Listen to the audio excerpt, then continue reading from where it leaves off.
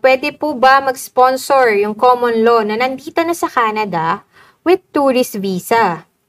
Merong PR yung partner.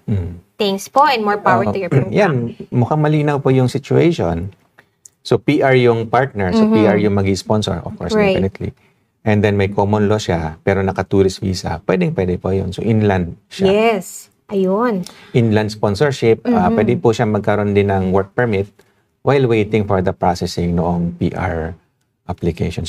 If you know someone or kung kayo yon na gusto nyong sponsoran ng inyong partner na nandito sa Canada, even if she's on a temporary resident visa or tourist, pwede niyo po siyang sponsoran. And just to add po, kahit nga actually wala ng status, pwede pa rin po sponsor. So, yun yung magic dun that's one thing po na kailangan natin i-consider din.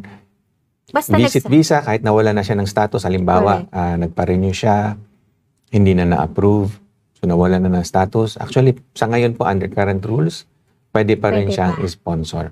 Ayun. Magkakaroon pa rin siya ng work permit. Work permit, and then later on, PR. Yeah. As long as nagsama sila for at least a Basta year. genuine po yung relationship.